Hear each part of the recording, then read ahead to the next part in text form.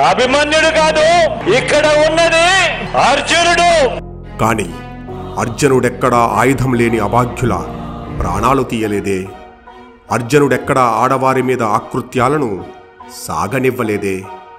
అర్జునుడెక్కడా ప్రజల ధన మాన ప్రాణాలను హరించలేదే.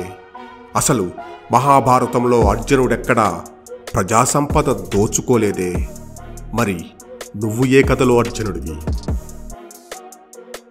పాలనా లోపాలను అడిగిన వాళ్లను మట్టుబెట్టిన నువ్వు, నీ పాలనలో ప్రాణాలు పోగొట్టుకున్న అభాగ్యుల కుటుంబాలకు చిరునవ్వుతో నష్టపరిహారం అందజేసిన నువ్వు, బండబూతులతో ప్రజాప్రతినిధి అని చెప్పడానికే సిగ్గుపడే మందను తయారు చేసుకున్న నువ్వు, రాజకీయ ప్రత్యర్థుల మీద దాడుల్ని ప్రోత్సహించే నువ్వు, 100 కోట్లతో అన్ని ప్రధాన నగరాల్లో ప్యాలెస్లు కట్టిన నువ్వు, ప్రజల్ని నీ మద్యం మత్తులో ముంచిన నువ్వు, నీ బులుగు మీడియాతో ఫేక్ వార్తలతో ఒక్క అవకాశమని అడుక్కొని రాష్ట్రాన్ని 15 ఏళ్లు వెనక్కి తీసుకెళ్లి పన్నులతో ప్రజల నడ్డి విరిచి ఆస్తులు తాకట్టు పెట్టి అప్పులతో రాష్ట్రాన్ని చిప్పపట్టించిన నువ్వు, ఎన్ని పేర్లు చెప్పుకున్నా నీకంటూ మిగిలిన నీదైన పేరు మాత్రం గుర్తుందిగా.